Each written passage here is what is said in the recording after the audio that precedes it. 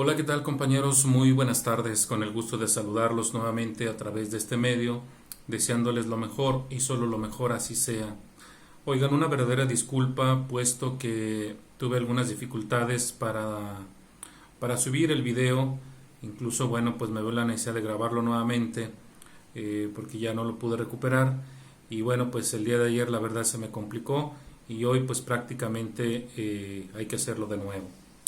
Bueno, pues aquí estamos, vamos a continuar nuestra clase de Sagrada Escritura, pero pues estamos ahora estudiando el Evangelio según San Mateo.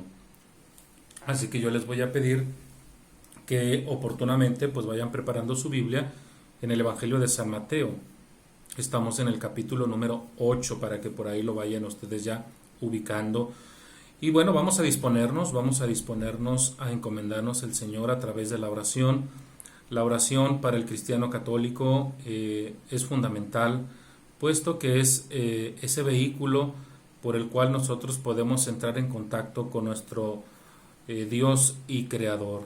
Y a través de esta oración, pues vamos a pedirle al Señor sobre todo que nos abra el entendimiento para poder comprender, para poder asimilar y poder de alguna manera acatar cuál es nuestra misión como verdaderos cristianos en el siglo XXI que estamos viviendo. Al mismo tiempo le vamos a pedir también al Señor pues perdón por todas aquellas faltas que hayamos cometido de manera voluntaria o involuntariamente, y pedimos por todos nuestros hermanos que se encuentran por ahí en alguna enfermedad, tanto espiritual como física. Así que bueno, sin más, vamos a encomendarnos, vamos a decir todos en el nombre del Padre, del Hijo y del Espíritu Santo. Te pedimos, Señor, que tu gracia continuamente nos preceda y acompañe, de manera que estemos dispuestos a obrar siempre el bien.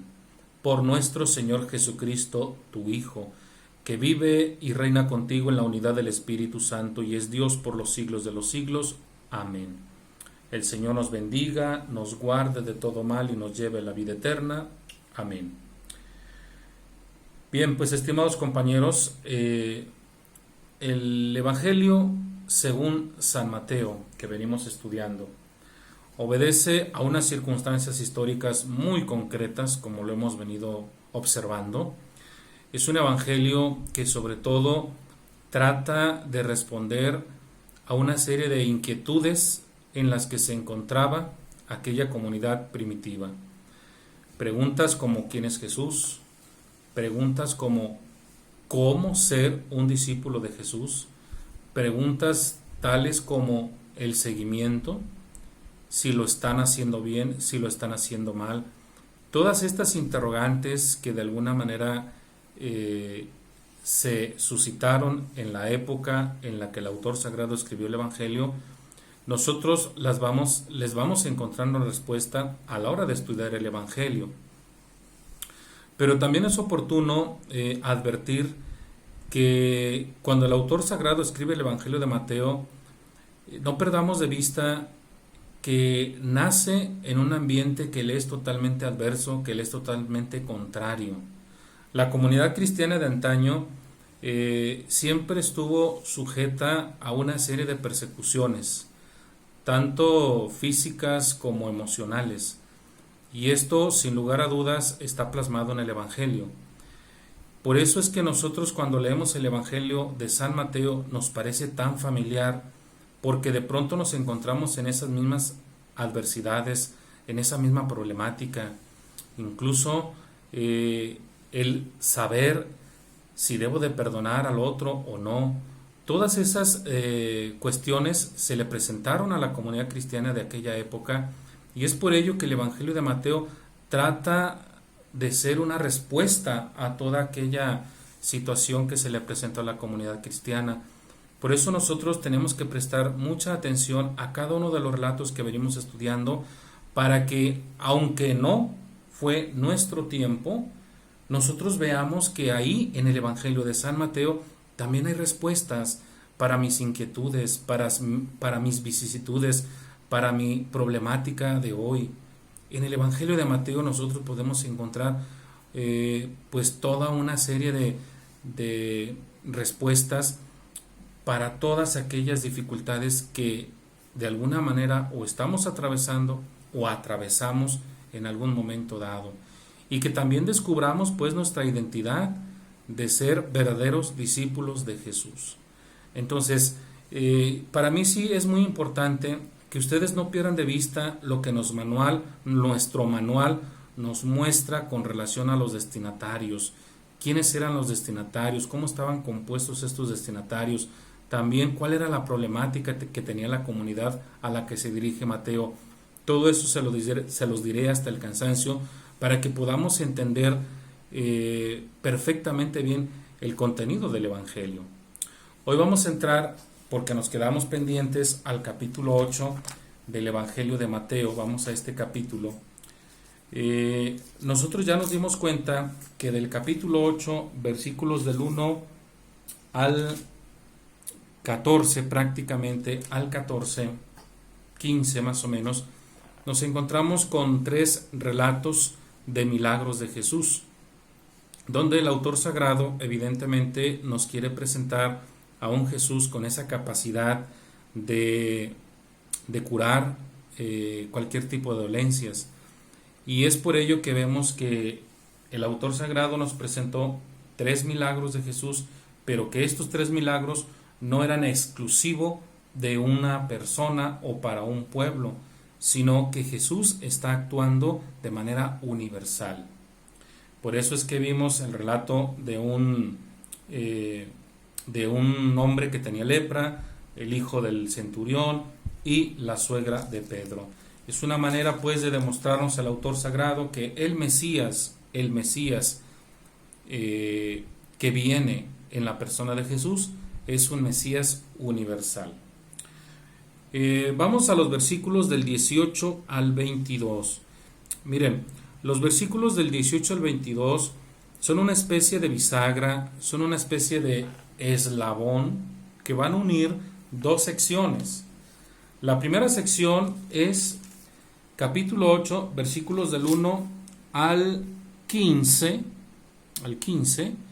En esa primera sección son 3 relatos de milagros de Jesús. La segunda sección es del capítulo 8, versículo 23 hasta el capítulo 9, versículo 7, 8. A ver otra vez, para que se entienda. La primera sección, Mateo, capítulo 8, versículo número 2, hasta el versículo número 15. La segunda sección, capítulo 8, versículo 23, hasta el capítulo 9, versículo número 8. Entonces, en estas 2 secciones se necesita un eslabón. ¿Cuál sería ese eslabón? Los versículos del 18 al 22. O bíblicamente se le conoce como un pasaje de unión. Este es el primero. El segundo pasaje de unión lo encontramos. Capítulo 9, versículo 9 hasta el versículo número 17. Ese es otro pasaje de unión para otro relato. Entonces espero que se esté entendiendo. Por eso, lo que voy a leer ahorita son los versículos del 18 al 22. El tema central de estos versículos es el seguimiento a Jesús. Y el autor sagrado nos presenta 2 textos paralelos, 2 situaciones paralelas, 2 personajes que nos hablan de un mismo acontecimiento. Vamos a verlo. Dice el versículo 18: Viendo Jesús que lo rodeaba una multitud de gente, mandó que lo llevaran a la otra orilla. Se le acercó un maestro de la ley y le dijo: Maestro, te seguiré a donde quiera que vayas. Jesús le dijo: Los zorros tienen guaridas y los pájaros del cielo nidos, pero el Hijo del Hombre no tiene dónde reclinar la cabeza. Esa es la primera parte. Vamos a la segunda. Otro de sus discípulos le dijo: Señor, deja primero que vaya a enterrar a mi padre. Jesús le dijo: sígueme, y deja que los muertos entierren a sus muertos. Palabra del Señor. Entonces, si ustedes se fijaron, tenemos dos textos paralelos. Por un lado tenemos a este maestro y por otro lado tenemos a este discípulo de Jesús. Lo que el autor sagrado quiere demostrar aquí en estos dos relatos paralelos es que seguir a Jesús tiene implicaciones. Seguir a Jesús en algún momento dado nos va a causar algunas dificultades. El primer relato nos habla de este maestro de la ley que quiere seguir a Jesús, y la respuesta de Jesús es advertirle, en una metáfora, que los zorros tienen guaridas y los pájaros tienen nidos en el cielo, pero el Hijo del Hombre no tiene dónde reclinar la cabeza. ¿Qué quiere decir esto, que el Hijo del Hombre no tiene dónde reclinar la cabeza?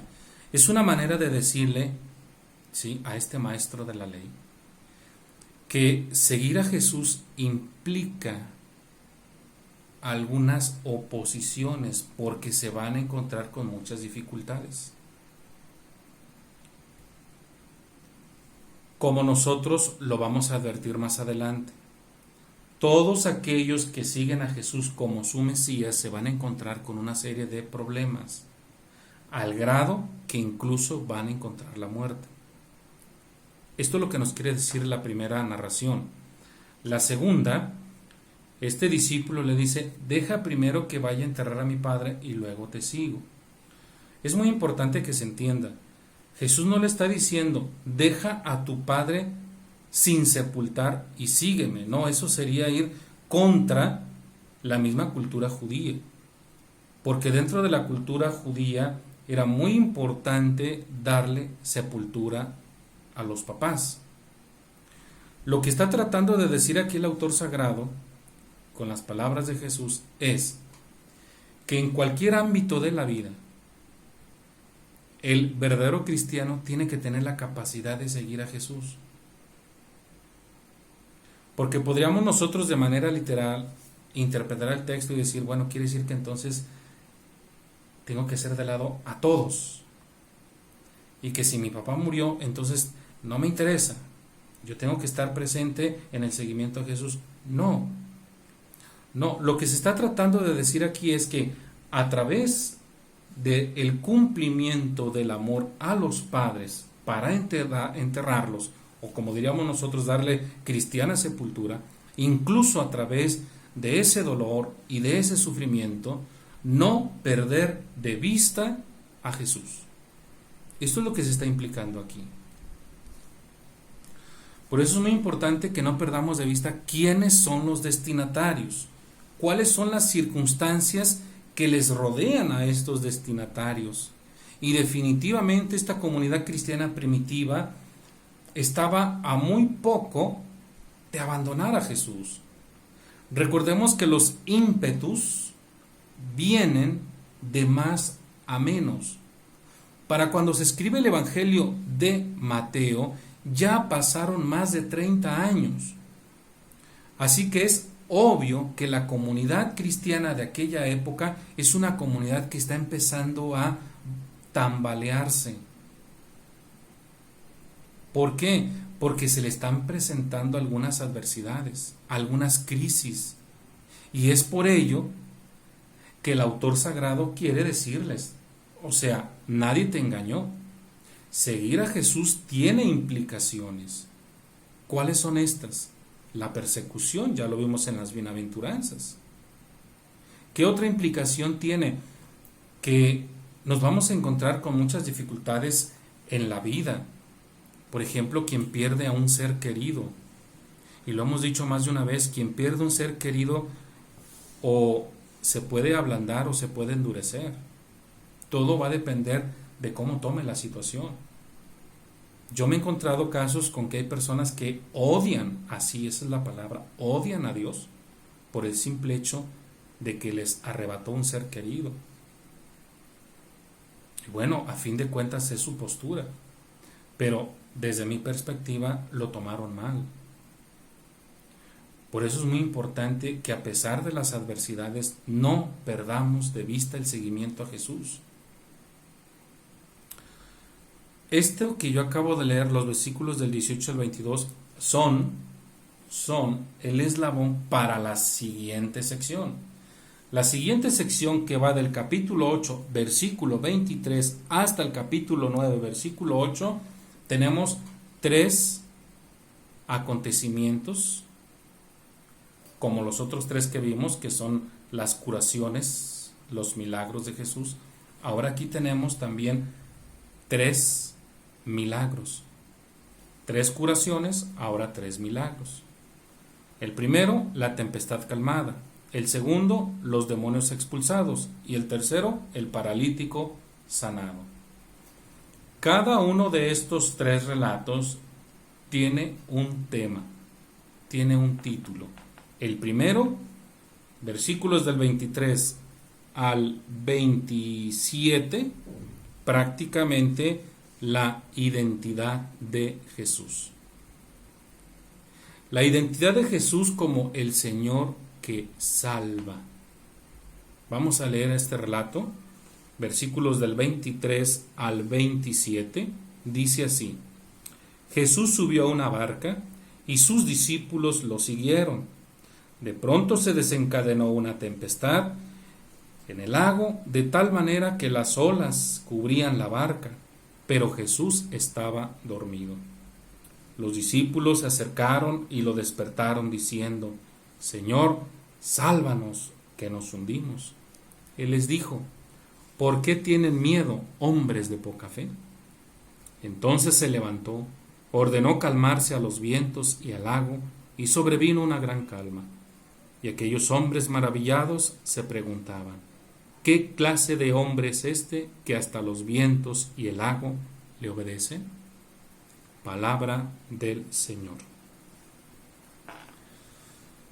Bien, este relato que acabo de leer definitivamente implica la comunidad cristiana de aquella época.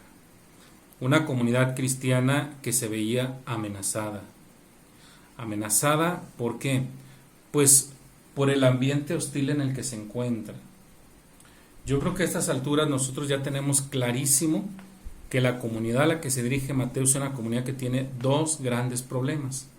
El primer problema es externo, ya que los judíos que no aceptaron a Jesús como su Mesías les están reprochando, les están reclamando, los están acusando, los están difamando, los consideran como herejes. Incluso son capaces de denunciarlos ante los mismos romanos. Entonces, esto provoca precisamente una dificultad dentro de la comunidad cristiana de aquella época. ¿Por qué? Porque se sienten amenazados. Y es por eso que el autor sagrado, en estos versículos que ya acabo de leer, está presentando a un Jesús con una capacidad de salvar. El texto dice que Jesús está dormido, pero dormido no quiere decir que está ausente. Jesús duerme, pero no está ausente. Y como la teología del Antiguo Testamento nos lo ha venido presentando, que Dios es un Dios que asiste, Dios es un Dios que observa, Dios es un Dios que escucha, Dios es un Dios que actúa en favor de su pueblo. El autor del Evangelio de Mateo tiene esos conceptos muy claros de Dios. Por eso nos presenta a un Jesús que reacciona de manera positiva. Jesús está dormido, pero Jesús no está ausente. Y es por ello que Jesús reacciona y le dice al mar, le dice al viento: cálmate.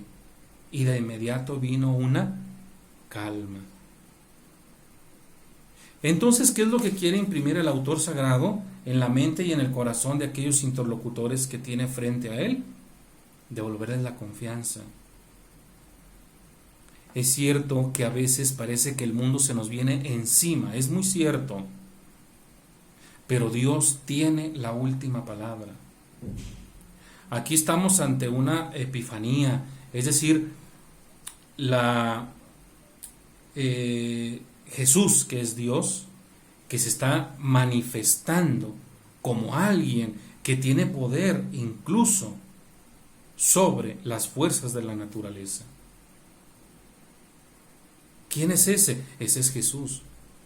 Por eso, en el presente histórico, como lo decimos en campo bíblico, el presente histórico dice: ¿qué clase de hombre es este que hasta los vientos y el agua le obedecen? Esto ya lo habíamos estudiado con Marcos, el presente histórico. Porque el autor sagrado no está dando la respuesta. Él quiere que sus lectores, ahora nosotros somos lectores del Evangelio de Mateo, Él quiere que nosotros respondamos. Pero nosotros vamos a responder en base a la experiencia que yo haya tenido a lo largo de mi existencia de ese Jesús. Si yo no me he relacionado con Jesús porque no lo conozco, es muy difícil que yo pueda tener una respuesta acertada. Pero si desde que empezamos a estudiar Sagrada Escritura hemos empezado a tener una relación con Jesús, con el Señor a través de su palabra, yo tengo una respuesta. ¿Quién es ese que hasta el viento y el mar le obedecen? La respuesta sería espontánea. ¿Quién es ese? La respuesta sería: es mi Señor y Salvador. Pero si me cuesta trabajo encontrar la respuesta, es porque no he entrado en esa dinámica, no he entrado en esa interacción con ese Jesús que salva y que tiene poder para curar enfermedades o para devolver la vida. Entonces no estoy en comunión con Él. Me cuesta trabajo. Es como cuando estábamos en la primaria o la secundaria y teníamos los exámenes ya. Y de pronto la pregunta, no tengo la respuesta. Y el maestro nos decía: si no tienes la respuesta es porque no estudiaste. Si nosotros no tenemos la respuesta a la pregunta, ¿quién es ese que tiene poder sobre el mar y sobre el viento? Si no tienes la respuesta, es porque no has entrado en esa comunión. Espero que se entienda. Vamos al segundo relato. Vamos ahora pues al segundo relato que tenemos aquí, que va del Evangelio de Mateo, capítulo número 8, versículos del 28 al 34. Este relato tiene como título, podríamos decir, el Hijo del Hombre que tiene poder para perdonar los pecados. El relato comienza así. Dice: al llegar a la otra orilla, a la región de los Gerasenos, salieron a su encuentro, de entre los sepulcros, 2 endemoniados. Eran tan agresivos que nadie se atrevía a pasar por aquel camino, y se pusieron a gritar: ¿qué tenemos nosotros que ver contigo, Hijo de Dios? ¿Has venido aquí a atormentarnos antes de tiempo? A cierta distancia de allí había una gran cantidad de cerdos buscando alimento. Y los demonios le rogaban a Jesús: si nos expulsas, envíanos a los cerdos. Jesús les dijo: vayan. Ellos salieron y se metieron en los cerdos.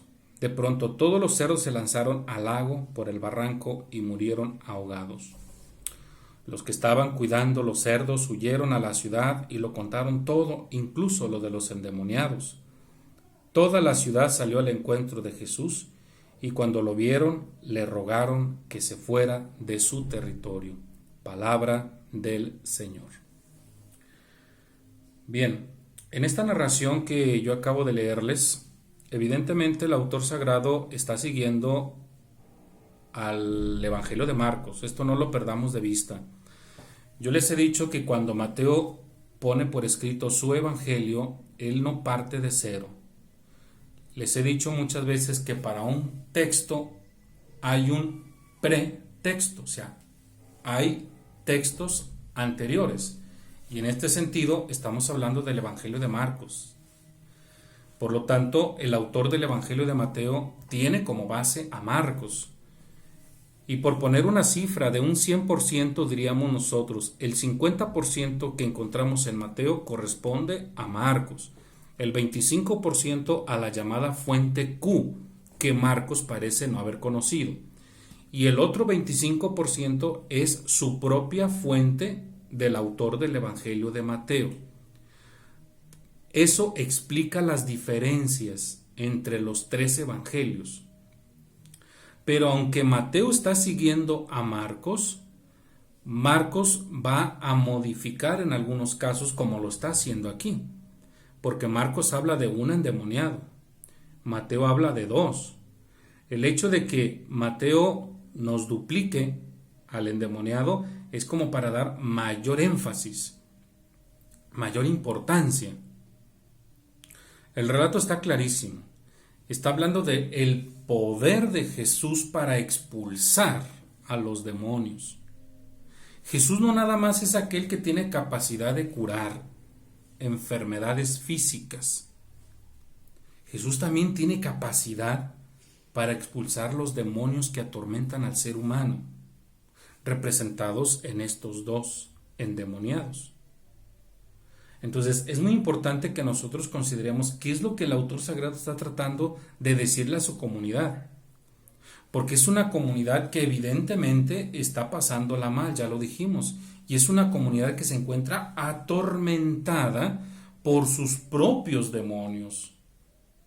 Y entonces es una comunidad que tiene que recordar y que tiene que recurrir a un Jesús que ya dijimos en el relato anterior, no está ausente.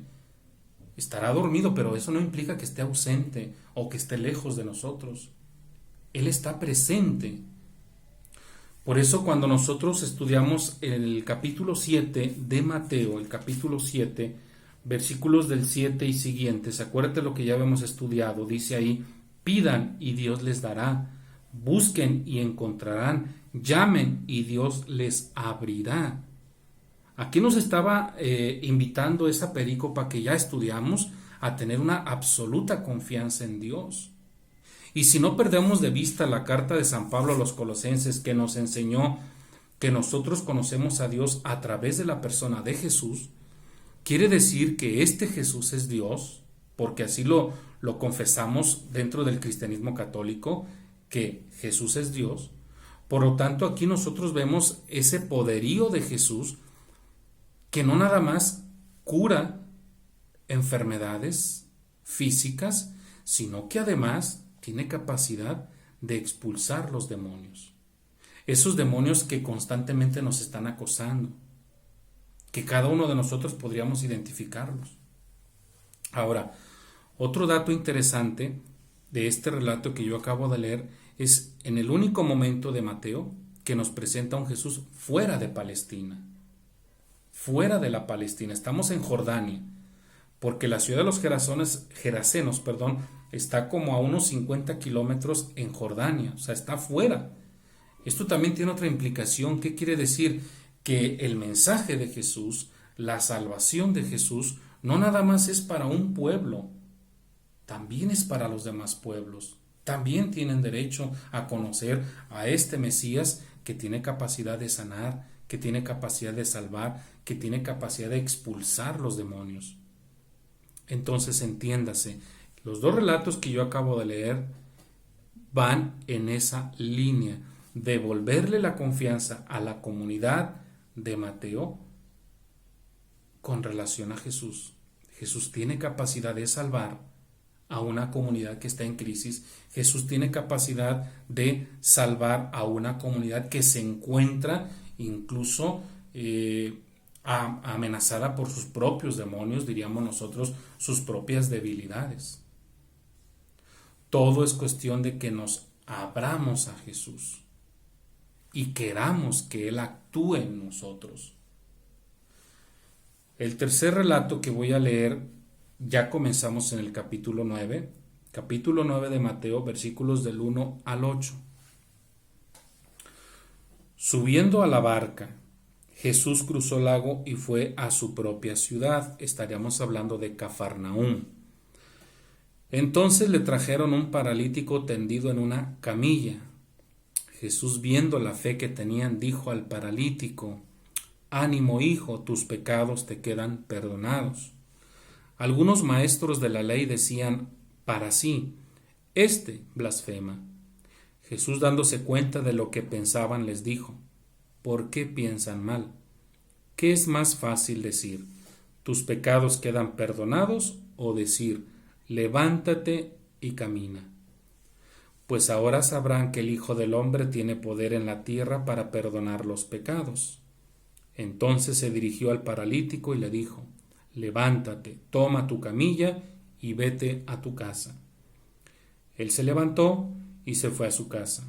Al verlo, la gente se llenó de temor y daba gloria a Dios por haber dado tal poder a los hombres. Palabra del Señor. Muy bien.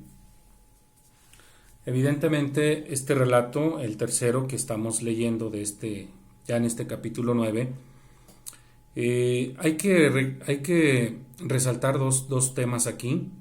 El primero es la fe que tienen estas personas para llevarle a este paralítico a Jesús, por supuesto, para que lo sane, para que lo cure. Es interesante para el autor del Evangelio de Mateo mostrar las circunstancias en las que se encuentra este sujeto, porque dice que es un hombre que está prácticamente postrado, es alguien que depende de. Naturalmente, en ese sentido, depende de sus amigos que lo van a llevar, pero que estos sujetos lo están llevando porque hay algo que los mueve, y lo que los mueve es la fe en Jesús. La fe en Jesús como un Salvador. Y vaya que Jesús tiene ese poder. Lo venimos viendo ya desde el capítulo 8, versículo 2 en adelante.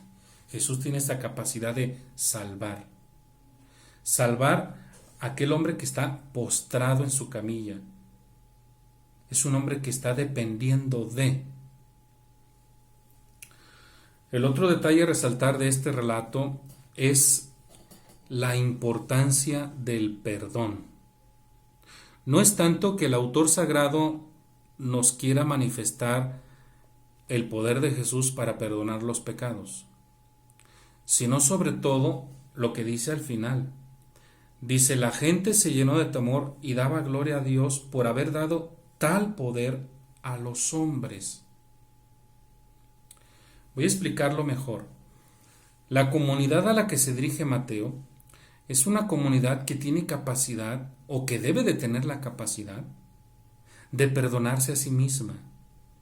Si nosotros formamos una comunidad cristiana, que lo somos, pero ¿cómo podríamos decirnos una comunidad cristiana si no somos capaces de perdonar al otro que me hizo una ofensa o que me hizo algún daño?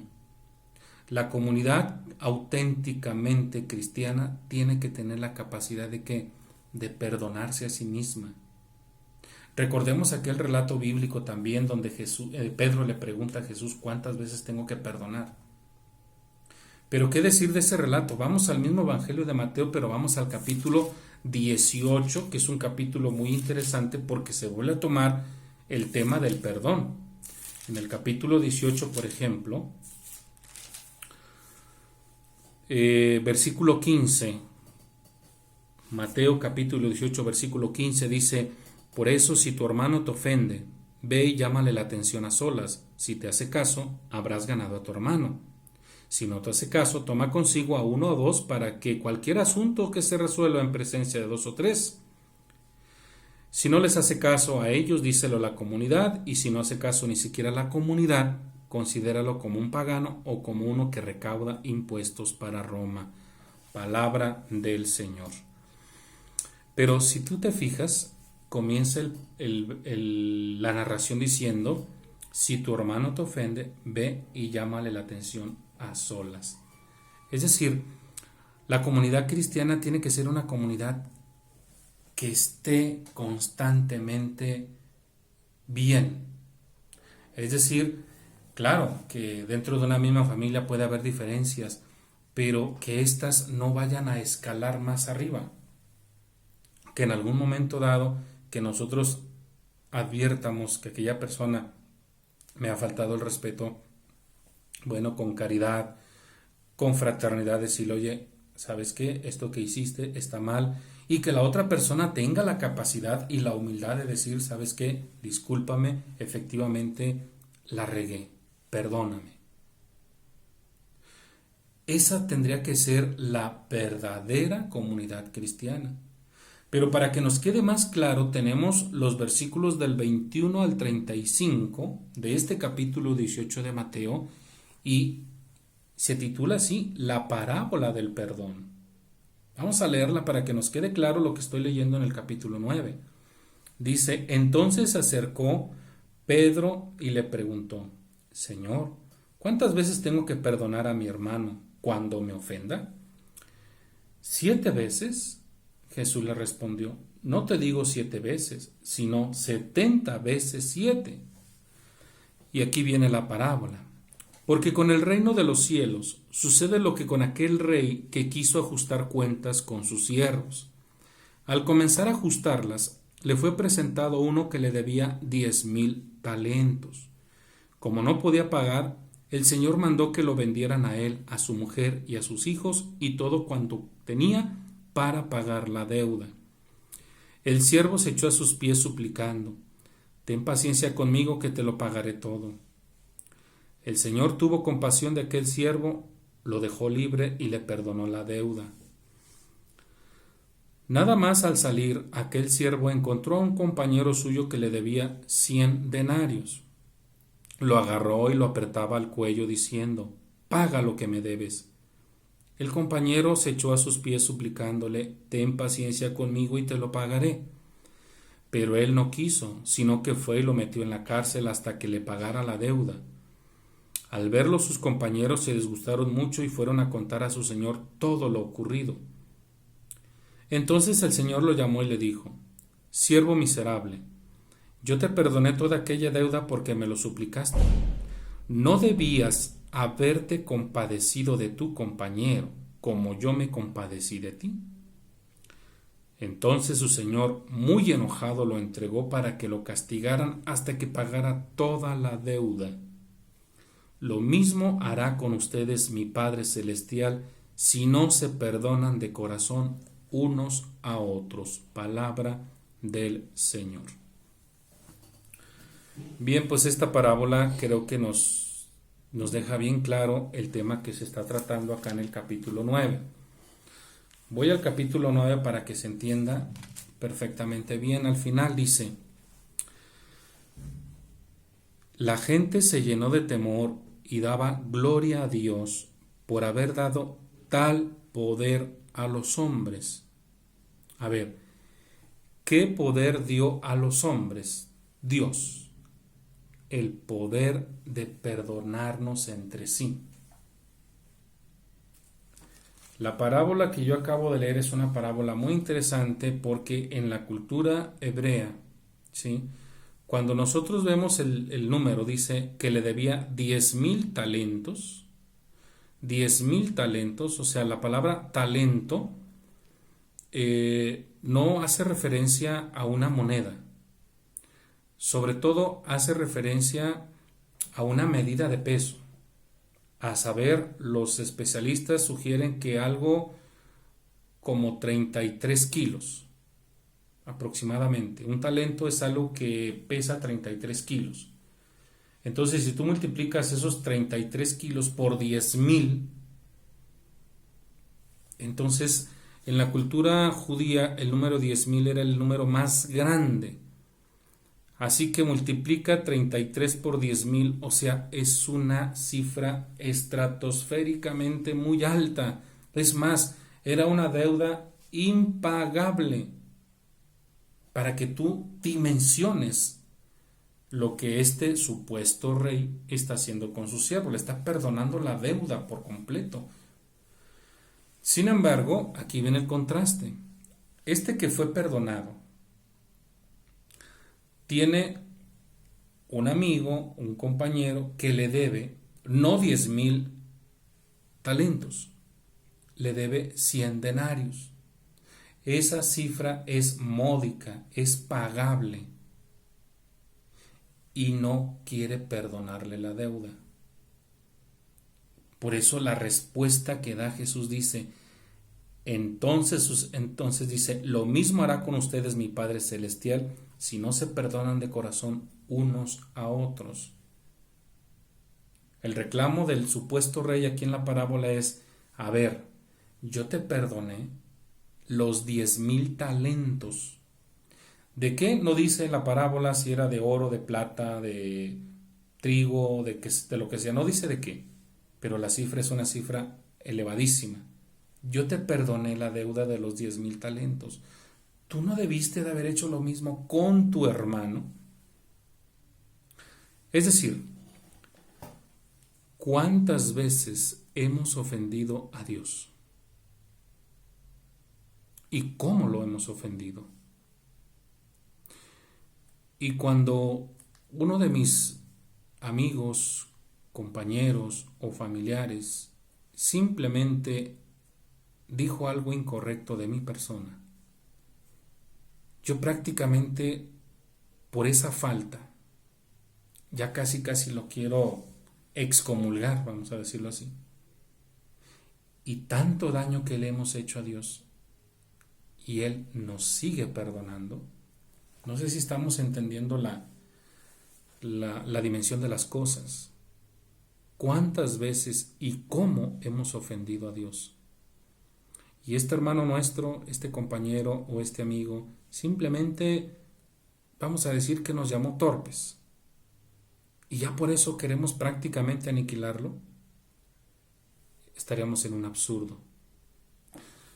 Vuelvo entonces al capítulo 9 del Evangelio de Mateo. Yo tomé el capítulo 18 para que se comprendiera esto último que estoy leyendo del capítulo 9, versículo número 8. Al verlo, o sea, al ver a Jesús que le dijo a ese hombre, levántate, toma tu camilla y vete a tu casa, porque le perdonó los pecados, dice, la gente se llenó de temor y daba gloria a Dios por haber dado tal poder a los hombres. Tú y yo, nosotros tenemos ese poder de perdonar a nuestros hermanos y restablecer esa amistad, esa comunión, esa unión. ¿Cuántas familias no se han dividido por una discordia de hace años? Añeja la discordia. Y hasta el día de hoy no son capaces ni siquiera de saludarse. Me pregunto, ¿estas personas realmente son cristianos? La respuesta, pues tú ya la conoces. Vamos a dejarle hasta aquí. La próxima semana empezaré con el capítulo 9, versículo 9, hasta el versículo 17, que es el segundo pasaje de unión para el siguiente relato que vamos a ver, la fe en Jesús como Mesías. No me despido, les doy las gracias por su atención. Cualquier duda, cualquier comentario, háganmelo saber. Por ahí Ruth muy oportunamente nos deja el chat abierto para exponer nuestras inquietudes en base a la clase de Sagrada Escritura. Así que por favor, cualquier duda, pues ahí por favor háganmela saber. No me despido, la próxima semana pues continuamos con nuestras clases.